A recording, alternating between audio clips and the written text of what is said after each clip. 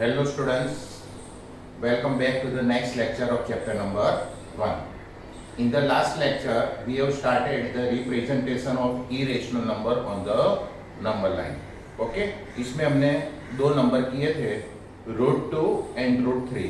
इसको number line पर कैसे बताते हैं बराबर वो हमने किया था. अब one more example, represent √5 on the number line. अब हमें √5 को नंबर लाइन पर बताना है. जैसे कि मैंने आपको बताया था लास्ट टाइम कि ये इरेशनल नंबर हमारी जो स्केल होती है उस पर होते नहीं है, इसलिए हमें पाइथागोरस थ्योरम का यूज करके कंस्ट्रक्शन करना पड़ेगा. ओके, तो हमें √5 लाना है. तो इसके लिए मैंने लास्ट टाइम आपको बताया था कि आपको 1 से लेके 5 तक के स्क्वायर माइंड में रखने के. कि जैसे मैं लेता हूँ 1 square 1, 2 square 4, 3 square 9, 4 square 16 and 5 square 25. अभी जो राइट साइड के नंबर है ना, उसमें से ऐसे दो नंबर लो कि जिसका एडिशन 5 आना चाहिए.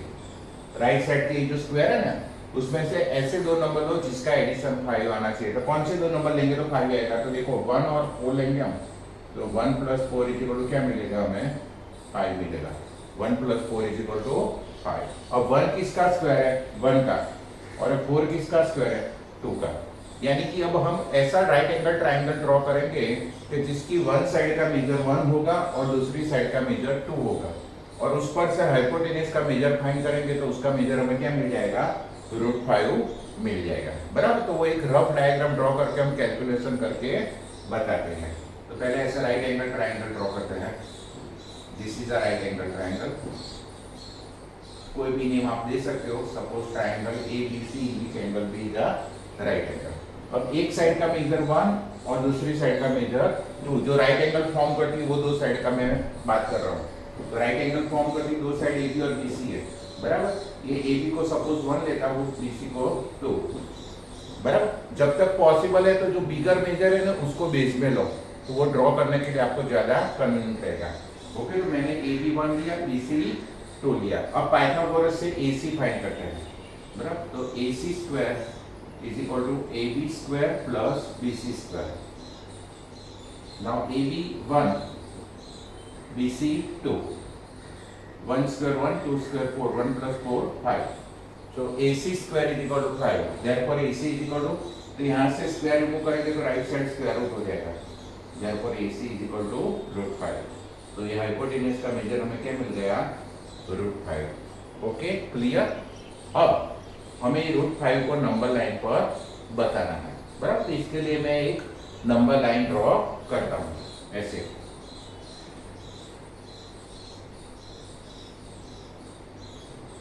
यहाँ पे मैं 0 लेता हूँ. अब मैंने लास्ट टाइम आपको बताया था कि ये मेजर है कैसे. 1 एक साइड का मेजर 1, दूसरी साइड का मेजर 2. अगर हम सेंटीमीटर लेंगे 2 सेंटीमीटर और 1 सेंटीमीटर, तो ट्रायंगल एकदम छोटा सा होगा, तो आपको कंस्ट्रक्ट करना भी नहीं पाएगा. बराबर. और जो एग्जामिनर है उसको चेक करना भी नहीं पाएगा. तो इसके लिए हम ये 1 और 2 लिखा है दो साइड का मेजर, उसको यूनिट समझेंगे और उसके बराबर कोई मेजर हम सपोज कर लेंगे कि जैसे लास्ट टाइम मैंने बताया था 2 सेंटीमीटर लो, 3 सेंटीमीटर 4 लो, 2.5 लो, 1 इंच लो, कुछ भी ले सकते हैं. बराबर. अब 2 और 1 है तो मैं सपोज 1 यूनिट = 3 सेंटीमीटर लेता हूँ. बहुत छोटा भी नहीं और बहुत बड़ा भी नहीं. बराबर. तो लेट 1 यूनिट = 3 सेंटीमीटर. कुछ भी ले सकते हो. मैंने क्या बताया? 2 सेंटीमीटर से लेके 4 सेंटीमीटर तक, मिनिमम 2 मैक्सिमम 4, या तो वो दोनों के बीच में 2.5 3.5 ऐसे लो, तो वो क्या ड्राइंग के लिए कन्वीनियंट होगा आपके. ओके, तो मैंने 1 यूनिट के बराबर 3 सेंटीमीटर लिया. तो अब क्या करेंगे कि 0 से 3 सेंटीमीटर के डिस्टेंस पर 1 यूनिट लिखेंगे हम. 0 से 3 सेंटीमीटर, सपोज 3 सेंटीमीटर यहाँ आता है, यहाँ मैं 1 लिखता हूँ. तो यहाँ से दूसरे 3 सेंटीमीटर पर 2 लिखोगे. फिर उसके बाद दूसरे 3 सेंटीमीटर पर हम 3 लिखेंगे. ये 1 सेंटीमीटर यानी तुम्हें क्या समझने का? 3 सेंटीमीटर. यहाँ सॉरी, ये 1 यूनिट यानी आपको 3 सेंटीमीटर समझने का. 2 यूनिट यानी 6 सेंटीमीटर. 3 यूनिट यानी 9 सेंटीमीटर, 3 सेंटीमीटर, 6 सेंटीमीटर, 9 सेंटीमीटर, उसके डिस्टेंस पर मैंने 1, 2 और 3 मेजर लिखा है। ओके, अभी जो बेस है BC वो हम ये नंबर लाइन पर लेंगे और ये जो AB परपेंडिकुलर है वो हम ड्रॉ करेंगे। अब कहाँ से ड्रॉ करने का, तो देखो BC का मेजर क्या है 2, तो 2 कहाँ है यहाँ, तो यहाँ से ये AB 1 यूनिट है, तो यहाँ से 1 यूनिट का हम परपेंडिकुलर लाइन सेगमेंट ड्रॉ करेंगे। 1 यूनिट यानी आपको क्या समझने का 3 सेंटीमीटर, तो ये जो 2 है ना वहां से 3 सेंटीमीटर का एक हम ऐसे परपेंडिकुलर ड्रॉ करेंगे। बराबर, ये है 1 यूनिट यानी कि 3 सेंटीमीटर, ये 2 यूनिट यानी कितना हुआ 6 सेंटीमीटर, और ये 1 यूनिट यानी 3 सेंटीमीटर। ओके, अब इसको ज्वाइन कर दो इसके साथ, तो ये राइट एंगल होगा क्योंकि हमने परपेंडिकुलर ड्रॉ किया है, तो ये राइट एंगल ट्रायंगल हो गया और ये क्या बन गया हाइपोटेनस। बराबर, तो हाइपोटेनस का मेजर क्या आएगा √5। बराबर, वो ऑलरेडी हमने कैलकुलेशन करके चेक कर लिया। अब यहाँ पे नेम दे देते हैं। बराबर, बी राइट एंगल है तो यहाँ पे मैं बी लिखता हूँ, बेस में दूसरा सी है तो यहाँ सी लिखता हूँ, और ऊपर ए है तो यहाँ मैं ए लिखता हूँ।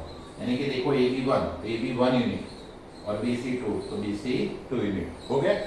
अब ये जो ए से लेके सी तक का मेजर कितना होगा √5, तो हम क्या करेंगे राउंडर का यूज करेंगे। बराबर, राउंडर की हेल्प से हम आर्क लगाएंगे। अब कैसे लेने का राउंडर का, पॉइंट कहाँ रखने का और पेंसिल कहाँ रखने की, तो राउंडर का जो पॉइंट है वो यहाँ पे लिखने का C मीन्स के 0 पर, और जो तुम्हारी पेंसिल होती है वो कहाँ पर आनी चाहिए A पर आनी चाहिए। बराबर, जैसे मैं बताता हूँ, देखो ये पेंसिल है A पर और राउंडर का पॉइंट है वो C पर यानी कि 0 पर, तो A से लेके C तक का मैंने मेजर लिया, इतना इतना मेजर लेके ऐसे आर्क लगाने का। बराबर, फिर से एक बार समझाता हूँ, जो पॉइंट C है उसको सेंटर लिया और AC जितनी रेडियस ली ऐसे, C सेंटर और A पर पेंसिल रखी, तो AC कितना मेजर लेके ऐसा आर्क लगाया। ये आर्क ये नंबर लाइन को यहाँ पे कट करता है। बराबर, वो हमारा रिक्वायर्ड पॉइंट होगा √5। हमें जो √5 चाहिए क्योंकि AC का मेजर √5 है तो उतना ही मेजर लेके हमने आर्क लिया है, तो यहाँ जो पॉइंट मिला वो क्या हुआ √5, यानी कि 0 से लेके यहाँ तक का मेजर कितना होगा √5। यहाँ पर कोई भी हम नेम दे सकते हैं, जैसे ABCD है, सपोज मैं देता हूँ P या तो DEF, आपको जो नेम देना है वो आप दे सकते हो। ओके, तो ये हमारा कंस्ट्रक्शन कंप्लीट हो गया। √5 को हमने नंबर लाइन पर बताया। बराबर, तो ऐसे कोई भी मेजर दे, सबसे पहले आपको क्या करने का कि ऐसा राइट एंगल ट्रायंगल बनाने का कि जिसकी दो साइड के मेजर पर से हाइपोटेनस का मेजर हो जो आए वो हमें जो नंबर रिप्रेजेंट करना है नंबर लाइन पर उतना आना चाहिए। इसके लिए आपको ये 5 स्क्वायर याद रखने हैं। जैसे मैंने लास्ट टाइम √2 का बताया तो दो साइड का मेजर 1 + 1 2 हुआ, यहाँ 5 है तो 1 + 4 5 हुआ। कोई बार सपोज 13 पूछते हैं, 13 तो 4 + 9 13 होता है, तो एक साइड का मेजर 2 दूसरी साइड का मेजर 3। बराबर, यानी कि ऐसी दो साइड लो कि जिसका टोटल हमें जो रिक्वायर्ड पॉइंट है उतना आना चाहिए। क्लियर, ये हो गया √5। दूसरे इसके एग्जांपल है, मैं आपको जो असाइनमेंट देता हूँ उसमें आपको करके दूंगा। बराबर, एक्स्ट्रा दूसरे भी सम, तो ये 3 नंबर हमने किए, एक √2, √3 एंड √5। अब next sum, represent √9.3 on the number line, represent √9.3 on the number line. अब यहाँ देखो ये नंबर और ये नंबर में डिफरेंस क्या है, यहाँ जो नंबर था रूट में वो इंटीजर में था, जबकि यहाँ रूट में नंबर है वो कैसा है पॉइंट में है 9.3, √9.3। तो जब पॉइंट में इरेशनल नंबर देते हैं तो उस वक्त तुम्हें पाइथागोरस थ्योरम का यूज करना नहीं है। बराबर, ये हम डायरेक्ट कंस्ट्रक्शन करेंगे नंबर लाइन पर, उसमें कोई कैलकुलेशन करना नहीं है, डायरेक्ट कंस्ट्रक्शन ही करना है। बराबर, तो सबसे पहले हम एक लाइन ड्रॉ करेंगे, नंबर लाइन एक बताएंगे। देखो एक मैं लाइन ड्रॉ करता हूं, यहां पर मैं 0 लिखता हूं।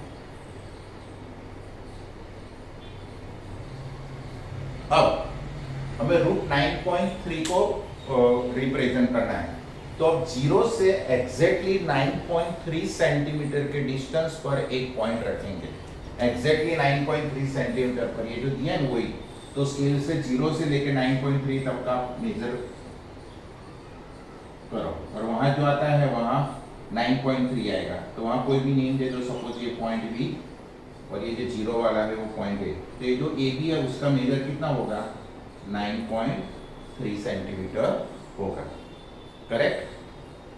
इसके बाद बी के बाद एग्जैक्टली 1 सेंटीमीटर के डिस्टेंस पर एक और पॉइंट लेने का, एग्जैक्टली 1 सेंटीमीटर के डिस्टेंस पर। ये मेजर कितना ही भी चाहे तुम्हें दे, बराबर, लेकिन हमें 1 सेंटीमीटर के डिस्टेंस पर ही लेने का। तो बी के बाद एग्जैक्टली 1 सेंटीमीटर के डिस्टेंस पर मैं एक पॉइंट सी लेता हूँ। तो ये जो मेजर हुआ बीसी का वो कितना हुआ, 1 सेंटीमीटर। ओके, तो ये ए बी 9.3 सेंटीमीटर और बी सी है 1 सेंटीमीटर, बराबर। अब ये तो 9.3 थोड़ा बड़ा मेजर है, लेकिन अगर कोई बार पॉइंट अगर छोटा देते हैं कि भाई 2.5, 3.5, 4.5, तो उस वक्त जरूरी नहीं है कि ये एग्जैक्ट सेंटीमीटर में ही लो, तो वो इसकी तरह यूनिट में भी ले सकते हैं उस वक्त। कि suppose 1 unit is equal to 2 centimetre लेके हम करते हैं, तो यहाँ फिर 1 सेंटीमीटर ले लेने का, वहाँ क्या लेने का, 1 यूनिट यानी कि 2 सेंटीमीटर। लेकिन इसके लिए ये 9.3 ऑलरेडी बड़ा मेजर है, इसके लिए हम ये 1 सेंटीमीटर का ही मेजर लेते हैं। तो B C is equal to 1 centimetre and A B is equal to 9.3। Okay, तो हमने ए बी और सी 3 पॉइंट्स बता दिए। अब हम क्या करेंगे, अब हम ये जो लाइन सेगमेंट एसी है ना, ए से सी तक लाइन सेगमेंट एसी, उसका मिड पॉइंट फाइंड करेंगे। अब मिड पॉइंट कैसे फाइंड करते हैं, तो परपेंडिकुलर बाइसेक्टर करके, जो लास्ट टाइम 8th स्टैंडर्ड में आपने कंस्ट्रक्शन किया होगा, बराबर। कोई भी लाइन सेगमेंट है उसका हम परपेंडिकुलर बाइसेक्टर ड्रॉ करते हैं, तो वो परपेंडिकुलर बाइसेक्टर लाइन सेगमेंट के एग्जैक्ट मिड पॉइंट में से पास होता है। तो हम क्या करेंगे, लाइन सेगमेंट एसी का परपेंडिकुलर बाइसेक्टर कंस्ट्रक्ट करेंगे, और वो एसी को जहां भी कट करेगा वो लाइन सेगमेंट एसी का क्या होगा, मिड पॉइंट। ओके, तो चलो अब हम एसी का परपेंडिकुलर बाइसेक्टर करते हैं। तो पहले क्या करने का, ए को सेंटर लो, पॉइंट ए है उसको सेंटर लो, और ये जो एसी है ना उसके हाफ से ज्यादा कोई भी मेजर लो, मिनिमम हाफ लेना चाहिए। हाफ से कम लोगे तो परपेंडिकुलर बाइसेक्टर पॉसिबल नहीं होगा। तो एसी के हाफ से ज्यादा कोई भी मेजर लो, पूरा एसी भी ले सकते हैं लेकिन वो बहुत बड़ा हो जाएगा, तो हम थोड़ा कम मेजर लेते हैं। तो देखो ये एसी के हाफ से ज्यादा मैंने मेजर लिया, सपोज यहाँ तक का। ओके, अब क्या करेंगे, ए को सेंटर लो, पहले एक आर्क ऊपर की साइड लगाओ, सेकंड आर्क नीचे की साइड, फिर से ए सेंटर एसी के हाफ से ज्यादा रेडियस ली, 1 arc upper side, second arc lower side, और keeping the same radius, radius change नहीं करनी है, वही रेडियस रख के अब पॉइंट सी है उसको सेंटर लो, ये जो पॉइंट सी है ना उसको सेंटर लो, बराबर। और वैसे ही 2 आर्क लगाओ, 1 arc upper side and other arc lower side, ऐसे। ओके, फिर से एक बार, we have to construct the perpendicular bisector of line segment AC so that we can get the midpoint of AC। तो पहले A सेंटर लिया, AC के half से ज्यादा मेजर लिया, एक आर्क ऊपर एक आर्क नीचे, और सेम रेडियस का 2 आर्क पॉइंट C को सेंटर लेके ऊपर नीचे लगाया, बराबर। अब इसको हम ज्वाइन कर देंगे ऐसे, 9.3 को अब मैं कट कर देता हूँ, इसको ऐसे ज्वाइन कर देंगे। डायरेक्ट लाइन बताने की जरूरत नहीं है क्योंकि उसका कोई यूज नहीं है, हमें ये सिर्फ परपेंडिकुलर बाइसेक्टर ये नंबर लाइन को जहां इंटरसेक्ट करता है वही पॉइंट का रिक्वायरमेंट है। तो वो पॉइंट को मैं लिखता हूं M, जो परपेंडिकुलर बाइसेक्टर है वो AC को पॉइंट M में इंटरसेक्ट करता है। So this point M will be the mid point of AC, point M will be the mid point of AC। Okay, अभी भी नीचे की साइड का पोर्शन है वो रब कर देता हूं, और ऊपर की साइड का पोर्शन भी रब कर देता हूं, कि जिससे बाकी का जो कंस्ट्रक्शन है आपको क्लियरली समझ आ जाए, बराबर। आप भी एग्जाम में सिर्फ ये ऊपर नीचे 2 आर्क बताएंगे और ये मिड पॉइंट बताएंगे तो अभी चलेगा, या तो एकदम लाइट लाइन करने की, वो जहां इंटरसेक्ट करवाए नहीं दीजिए, क्लियर। तो हमने मिड पॉइंट M जो फाइंड किया वो AC का किया। अब यहाँ एक बात बहुत ही ध्यान रखने की कि मेजॉरिटी स्टूडेंट्स की गलती कहाँ होती है, हमें परपेंडिकुलर बाइसेक्टर AC का लेना है, तो 2 आर्क पॉइंट ए पर से और 2 आर्क पॉइंट सी पर से, 2 आर्क यहाँ से और 2 आर्क यहाँ से मारे, बराबर। मेजोरिटी स्टूडेंट्स गलती कहाँ करते हैं मालूम है कि सी के पहले बी आ जाता है, तो ए पर से तो ऊपर नीचे 2 आर्क मारेंगे, फिर दूसरे 2 आर्क सी की जगह बी से गलती से मार देंगे, तो बी से गलती से जो आर्क मार देंगे तो वो जो परपेंडिकुलर बाइसेक्टर आएगा वो ए बी का परपेंडिकुलर बाइसेक्टर आएगा, ए सी का नहीं आएगा। और वो जो मिड पॉइंट मिलेगा हमें यहाँ, वो भी किसका मिलेगा, ए बी का मिलेगा, ए सी का नहीं मिलेगा, तो तुम्हारा कंस्ट्रक्शन रॉन्ग होगा, बराबर। तो याद रखना है 2 आर्क पॉइंट ए पर से और 2 आर्क पॉइंट सी पर से, clear. So we got M the mid point of A C. अब हमें एक सेमी सर्कल बनाना है, तो उसके लिए ये जो पॉइंट एम है ना, उसको सेंटर लेने का और ए एम जितनी रेडियस लेने की, एम सेंटर और इतनी ए एम जितनी रेडियस लेके एक हम सेमी सर्कल बनाएंगे। ओके, तो वो सेमी सर्कल हम बनाते हैं। तो taking M as a centre, point M है उसको मैं सेंटर लेता हूँ और ए एम जितनी रेडियस लेता हूँ, देखो यहाँ से, ओके।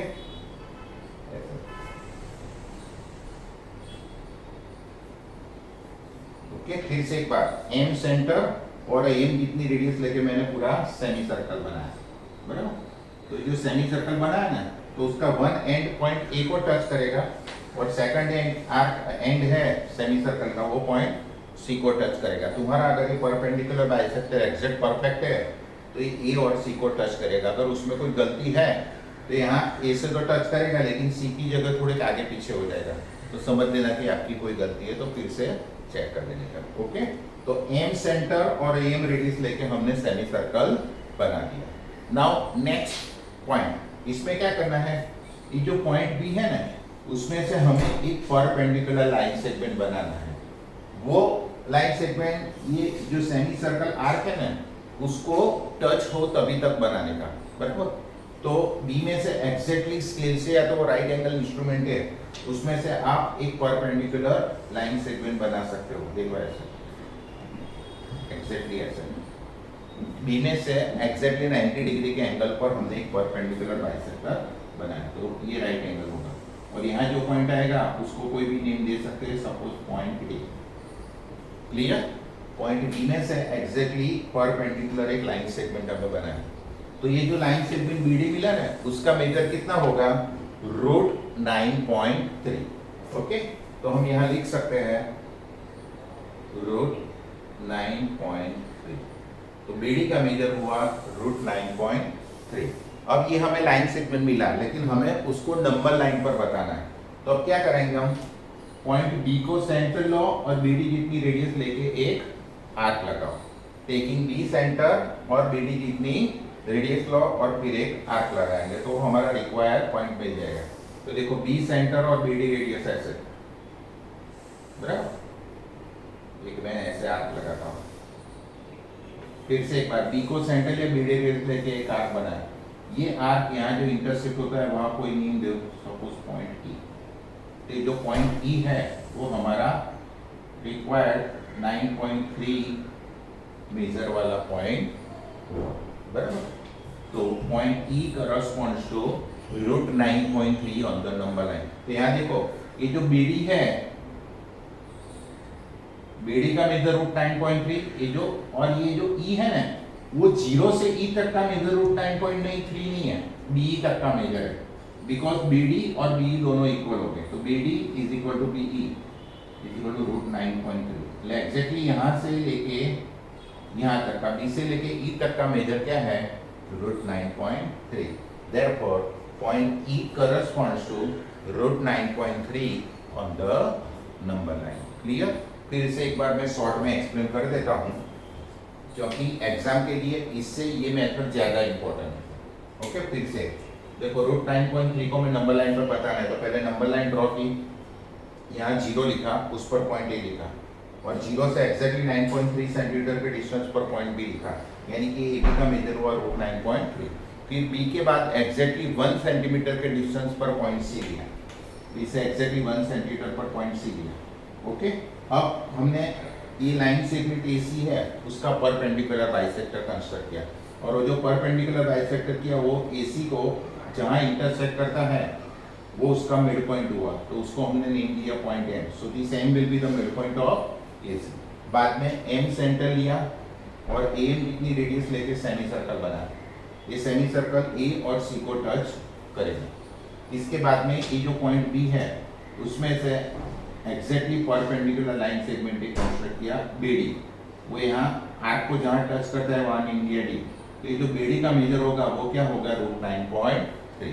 और उसके बाद लास्ट पॉइंट बी सेंटर और बीडी रेडियस लेके ऐसे आर्क लगा, वो यहाँ जहाँ कट करता है वहाँ पॉइंट ई हुआ, which is our required point corresponding to √9.3। So point E corresponds to √9.3।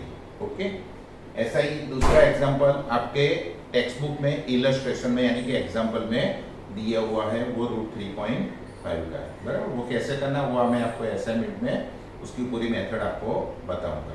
Clear हो गए? तो ऐसे ही रेशनल नंबर दो टाइप के आ सकते हैं। तो राइट डाउन, फिर आगे दूसरी मेथड के मैं सम्स आपको करवाता हूँ। नाउ नेक्स्ट मेथड, जो टेक्स्ट बुक के जो टाइप के सम्स हमने कराए नहीं है वो एक एक थे, अलग अलग थे, बराबर। मेजोरिटी क्या टेक्स्ट बुक की सब मेथड के सम मैंने करा दिए आपको, लास्ट में कंस्ट्रक्शन करा, लेकिन बीच बीच में ऐसे सम के जो सिंगल सिंगल दिए थे वो मैंने कराए नहीं थे, बराबर। तो वो सम मैं आपको करा देता हूँ। तो उसमें से एक ये है एक्सरसाइज का sum, find 3 different irrational numbers between the rational numbers 5/7 और 9/11, बराबर। अब देखो कि कोई भी दो नंबर दिए हैं उसके बीच के रेशनल नंबर कैसे फाइंड करते हैं वो मैंने आपको शुरुआत में ही बता दिया था, बराबर। जो हमारी जो फर्स्ट एक्सरसाइज थी टेक्स्ट बुक की उसमें थे कि दो ऐसे रेशनल नंबर दिए, उसके बीच के हमें रेशनल नंबर फाइंड करने हैं। 2 rational number, 3 rational number, 4 rational number, 5 rational number, 6 rational number.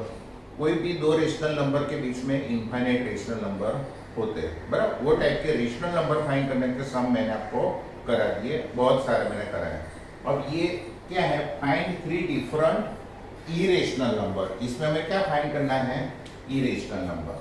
तो इरेशनल नंबर वाले एक भी सम हमने कराए नहीं थे, बराबर। ये सब में हमें इरेशनल नंबर फाइंड करना है। तो सबसे पहले इसमें जो आंसर आएगा वो नंबर और ऐसे ही टाइप के रेशनल नंबर, उसमें डिफरेंस क्या है वो आपको मैं समझा, तो आपको पता चल जाएगा, बराबर। मैंने बता दी कि रेशनल नंबर में कौन से नंबर आते हैं, तो इंटीजर, फ्रैक्शन, डेसिमल फ्रैक्शन, सब टाइप के। यहाँ हम डेसिमल फ्रैक्शन लेते हैं, तो डेसिमल फ्रैक्शन के जो सम थे वो सब रेशनल नंबर में काउंट करते थे, बराबर। उसमें जो रिकरिंग डेसिमल वाले नंबर आते थे उसका मैं एग्जांपल बताता हूँ कि सपोज 0.333, ये क्या है, ये रेशनल नंबर। अगर ऐसा ही है 252525, तो ये भी क्या है, रेशनल नंबर। 0.101010, ये भी क्या है, रेशनल नंबर, बराबर। यानी कि डेसिमल पॉइंट के बाद जो नंबर रिपीट होता है फिर वो सेम ऑर्डर में रिपीट होता है, बराबर। अब यही टाइप के इरेशनल नंबर बताओ तो आपको पता चले कि व्हाट इज द डिफरेंस, बराबर। कि जैसे ये 333 है, उसको वही टाइप का इरेशनल नंबर बताओ तो ऐसे मैं लिख सकता हूँ 3 फिर एक 0, फिर 3 फिर 00, फिर 3 फिर 000। यहाँ देखो कि यहाँ एक 0 है, फिर 2 0 है, फिर 3 0 है, यानी 0 के नंबर सेम ऑर्डर में नहीं है। सेम 1 0 है तो हर वक्त 1 0 ही रिपीट नहीं होता है, एक बार 1 0 आता है, फिर 2 0 आता है, 3 0 आता है। तो ये क्या हो गया, इरेशनल। ऊपर वाला नंबर देखो, यहाँ 1 के बाद 1 0 है तो हर वक्त 1 0 ही आएगा, 1 0 1 0 1 0, तो ये रेशनल हुआ। जबकि यार 3 0, फिर 3 के बाद वापस 0 होगा तो रेशनल हुआ, लेकिन 3 के बाद 2 0, वापस 3 के बाद 000, तो ये रेशनल नंबर हुआ। दूसरा एक एग्जांपल बताता हूँ कि सपोज 25 ऐसा दिया है 250 2500 25000, ये भी क्या हो गया, इरेशनल नंबर। दूसरा एक एग्जांपल बताओ इरेशनल नंबर का यही टाइप का, कि सपोज मैं लेता हूँ 1 3 फिर 1 3 फिर 1 333, ये भी क्या हो गया, इरेशनल नंबर। यानी कि डेसिमल के बाद जो सबसे पहले नंबर रिपीट होता है वो सेम नंबर में रिपीट नहीं होता है, ऐसे नंबर को क्या बोलते हैं, इरेशनल नंबर। तो हमें ये दो रेशनल नंबर के बीच के ये टाइप के कितने 3 इरेशनल नंबर फाइंड करने हैं। ओके, तो वो मैं आपको समझाता हूँ कि कैसे करते हैं। तो सबसे पहले हम क्या करेंगे कि जो रेशनल नंबर दो दिए हैं ना, तो कोई भी रेशनल नंबर को हम डेसिमल फॉर्म में कन्वर्ट कर सकते हैं। तो सबसे पहले हम ये दोनों को डेसिमल फॉर्म में कन्वर्ट कर देते हैं। तो यहाँ 5/7 है, तो 5 को 7 से डिवाइड करेंगे। 5/7 तो 5 को 7 से डिवाइड करेंगे। देखो 5 डिवाइडेड बाय 7। ओके, अब 5 7 से छोटा है तो 5 will not be divisible by 7, तो 0 पॉइंट रख देना पड़ेगा पहले। तो यहाँ भी पॉइंट करके एक 0 ले लो, तो क्या आएगा 7 7 जा 49, 1 बचा, फिर से एक 0 लो, 7 1 जा 7, 10 - 7 3, वापस 0 लो, 7 4 जा 22, वापस 0 लो, 7 2 जा 40। ऐसा कब तक करने का कि जब तक इसमें से कोई भी नंबर रिपीट नहीं होता है तब तक करते रहने का। क्योंकि देखो आप ये सब नंबर अलग अलग आ रहे हैं, हमें उसको डेसिमल रिकरिंग जो फॉर्म है उसमें हमें कन्वर्ट करना है। तो जब तक कोई डिजिट रिपीट नहीं होता है तब तक डिवीजन करते जाएंगे। वापस 0 लो, 7 8 जा 56, 4 बचा, वापस 0, 7 5 जा 35, 5 बचा 0, 7 7 जा 49। अब देखो ये नंबर रिपीट हुआ, बाद में यही ऑर्डर में रिपीट होते जाएंगे। तो अभी एक नंबर चेक करके आपको बताता हूँ, 1 मोर। तो 50 - 49 1, तो 0 लिया, तो 7 1 जा 7 आया। वापस देखो 7 1 4 2 8 5, वापस 7 1 आगे करूंगा तो 4 2 8 5 मीन्स यही 6 डिजिट रिपीट होते जाएंगे। लेकिन अब वो बताने की जरूरत नहीं, उसको हम शॉर्ट में लिख सकते हैं, बराबर।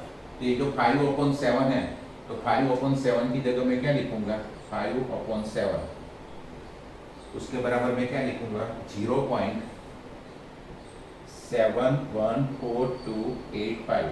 उसके बाद ये 7 रिपीट होता है तो वो नहीं लिखता, उसकी जगह इसके ऊपर मैं क्या लिख देता हूँ, बार लिख देता हूँ। तो 0.714285 बार, ये हुआ 5/7 का डेसिमल फॉर्म। समझ आ गया?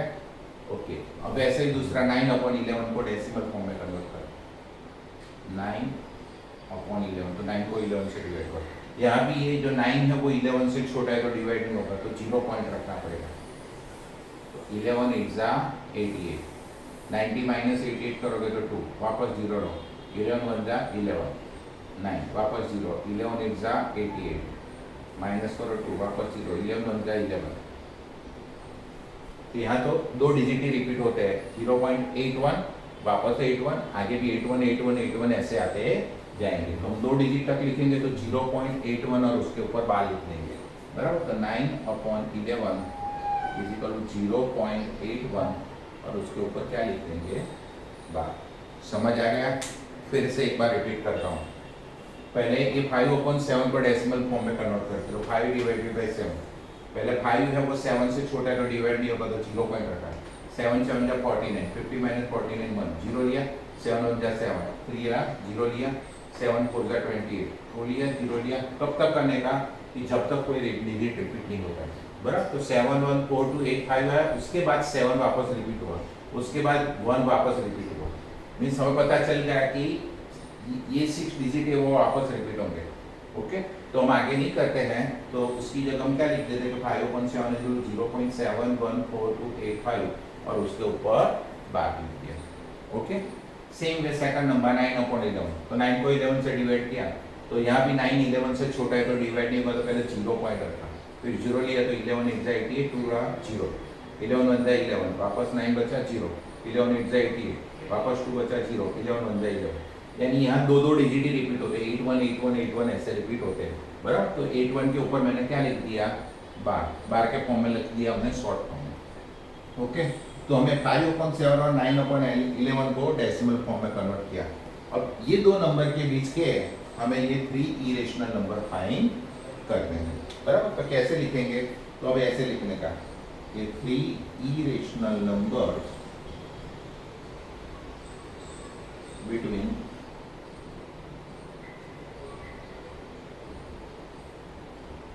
5/7 and 9/11 आर।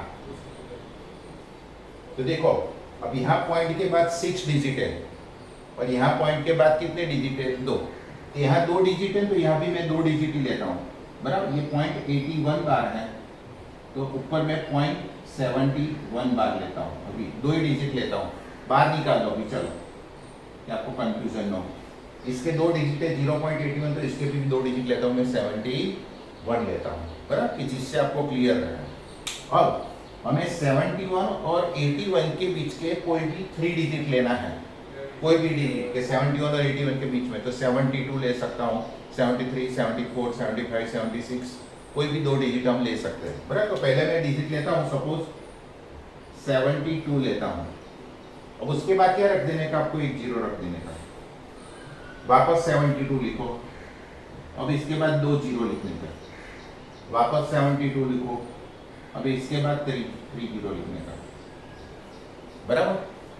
क्यों यहाँ 1 0, यहाँ 2 0, यहाँ 3 0, क्योंकि हमें इरेशनल नंबर फाइंड करना है। रेशनल नंबर में क्या होता है कि अगर यहाँ 1 0 है तो यहाँ भी 1 0 1 0 और वक्त आएगा, लेकिन इरेशनल नंबर है, आगे मैंने आपको एग्जांपल बताया था, तो 0 के नंबर इंक्रीज करते जाएगा। तो पहले 72, फिर 1 0, फिर 72, फिर 2 0, 72, फिर 3 0, ओके। ये हमारा हुआ पहला नंबर। ये हमने 71 और 81 के बीच के कोई भी 3 नंबर लेने हैं। अब मैंने 72 लिया, इसके बाद मैं 73 लेता हूँ, तो ऐसा लिखो 0.73, फिर 0, फिर 7300, फिर 73, फिर 300। ये हमारा सेकंड नंबर है, ओके। फिर थर्ड, अब 71 और 81 के बीच में 74 लेता हूँ मैं, तो 740, फिर 7400, 7400, बराबर। तो ऐसे में कितने इरेशनल नंबर मिले, 3 इरेशनल नंबर मिले। अब आपको कंफ्यूजन होगा कि ये 2 नंबर इसके बीच में आएंगे कि नहीं, वो हमें कैसे पता चलेगा। तो फिर से आपको क्लियर कर देता हूँ। ये पहले मैंने 720 लिखा है ना, 3 डिजिट लिखा है, यहाँ 7 है, उसके पीछे में एक 0 लिख देता हूँ और इसके पीछे भी एक 0 लेता, तो 3 डिजिट हो गए। अब देखो ये जो 720 है वो 710 और 810 ये दोनों के बीच में आ जाएगा ना, 710 और 810 के बीच में 720 आ जाता है, बराबर। तो समझ आएगा, ये नंबर 720 है वो दोनों के बीच में। दूसरा ऐसे 730, तो 730 भी देखो 710 810 के बीच में आता है। तीसरा 740, तो 740 भी 710 और 810 के बीच में आ जाता है, बराबर। फिर बाद में तो तुम कितने भी डिजिट नंबर लगाओ या 0 लगाओ, उससे नंबर में कोई फर्क पड़ेगा नहीं, बराबर। तो हमें जो 3 नंबर मिले वो क्या हुए, ये जो गिवन 2 नंबर है उसके बीच के 3 इरेशनल नंबर मिले, ओके, क्लियर, बराबर। तो ऐसा एक्सरसाइज में सिर्फ एक ही सम आपको दिया है, और ऐसा ही एक दूसरा सम इलस्ट्रेशन में यानी कि एग्जाम्पल में भी दिया है, बराबर। तो वो अब अपने आप ट्राई करना, ये मैंने आपको बता दिया, बराबर। तो ऐसे कोई भी 3 या 4 कितने भी इरेशनल नंबर फाइंड करना पूछते हैं ऐसे 2 नंबर के बीच में, तो ऐसे कर सकते हैं कि पहले वो 2 नंबर को डेसिमल फॉर्म में कन्वर्ट करो और फिर ऐसे जितने पूछे इतने नंबर आप फाइंड कर सकते हो, ओके। तो ये सम यहाँ कंप्लीट होता है। ये भी एग्जाम के लिए बहुत ही इंपॉर्टेंट सम है क्योंकि एक ही सम दिया है इसके लिए। अब नेक्स्ट सम, उसमें ऐसा है कि यू नो दैट 1/7 = 0.142857 बार, बराबर। ये आपको दे दिया है ऑलरेडी, बराबर। आपको लगता होगा कि ऐसे कैसे पता चला, तो ऑलरेडी हमने देखो यहाँ 5/7 जैसे किया ना, वैसे 1 डिवाइडेड बाय आप 7 करोगे तो जैसे 7142857 है ना, उसकी जगह क्या आएगा 142857 आपको मिलेगा। आपको चेक करना तो कर सकते हैं, लेकिन यहाँ चेक करने की जरूरत नहीं है क्योंकि ऑलरेडी हमें दे दिया। तो 1/7 की वैल्यू दी है, उस पर से हमें 2/7, 3/7 और 5/7, इसका हमें क्या फाइंड करना है, डेसिमल एक्सपेंशन फाइंड करना है। वो 1/7 की वैल्यू दी है उसका यूज करके, ओके। तो वो कैसे फाइंड करने का वो समझाता हूँ मैं, इसको अब रब कर देता हूँ। तो देखो 1/7 की वैल्यू, अब हमें 2/7 की वैल्यू फाइंड करनी है। अब हमें वो 1/7 की वैल्यू का यूज करना है, तो हम क्या करेंगे, ये जो न्यूमरेटर में 2 है ना, इसके 2 पार्ट कर देंगे ऐसे, 2 1 जा 2, ये 2/7 है, इसको हम ऐसे लिख सकते हैं 2 × 1/7, क्योंकि देखो ये 2 1 जा 2/7 ही होगा, तो 2 × 1/7 लिखा 2/7 की जगह, बराबर। ऐसा क्यों लिखा, बिकॉज 1/7 की वैल्यू दे दी है, तो अब 2 इंटू 1/7 की जो वैल्यू थी वो रख दो, ऐसे होगा 2 इंटू 1/7 की जगह लिख देंगे 0.142857। ओके, 2 ऐसा ही रहने दिया और 1/7 की जो वैल्यू वो वैल्यू रख दी।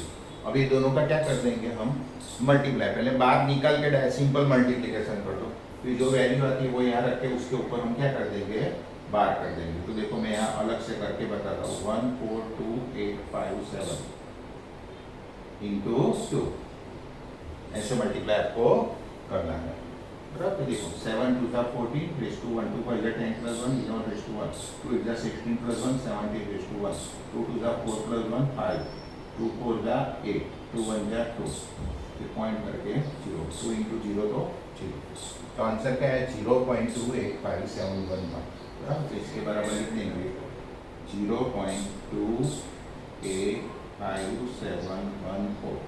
इसके ऊपर क्या कर देंगे ये हमें क्या मिली 2/7 की वैल्यू मिली। बराबर, अब दूसरी वैल्यू फाइंड करनी है 3/7 की, ये जो फर्स्ट वैल्यू थी। अब सेकंड वैल्यू 3/7, तो उसमें भी हम क्या ऐड करेंगे 3/7 की जगह 3 इंटू 1/7 लिखेंगे, 3 इंटू 1/7 और 1/7 की जगह वो वैल्यू रखेंगे। तो 3 मल्टीप्लाई बाय 1/7 की जगह 0.142857। ओके, अब इसको 3 से मल्टीप्लाई करेंगे, तो जैसे यहाँ 2 से किया था ना, now I am multiplying with 3।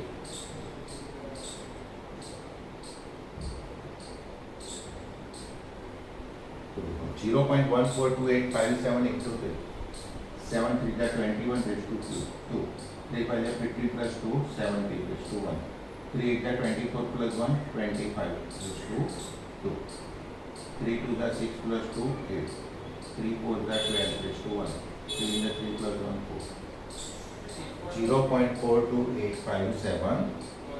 Answer होगा 0.42857 और उसके ऊपर क्या लिख देने का, इजी है ना। वैसे ही अब थर्ड लास्ट 5/7, तो 5/7 यहाँ भी दो पार्ट कर दो, 5 इंटू 1/7। ओके, और 5 इंटू 1/7 की जगह ये वैल्यू रख दो 0.142857। तो इसको हम 5 से मल्टीप्लाई करेंगे, तो 0.142857 into 5, 7 5 35 raise to 3, 5 5 25 + 3 28 raise to 2, 5 8 40 + 2 42 raise to 4, 5 2 10 + 4 14 raise to 1, 5 4 20 + 1 21 raise to 2, 5 5 + 2 7, 5 into 0, तो 0.714285। ओके, अब हमने देखो आगे अगले सम में हमने 5/7 की वैल्यू फाइंड की थी, 5 डिवाइडेड बाय 7, तो क्या आंसर आता था 0.714285। तो वही सेम है 0.714285 और उसके ऊपर 0.714285। बराबर, अगले समय जो हमने चेक किया था ऑलरेडी डिवाइड करके, वो यहाँ डायरेक्ट मेथड से हमने आंसर फाइंड किया। ओके, क्लियर हो गया। तो ऐसे कोई भी एक की वैल्यू देते हैं तो उस पर से हमें दूसरे नंबर की वैल्यू उसका यूज करके फाइंड करना है, कैसे कर सकते हैं। Okay, right.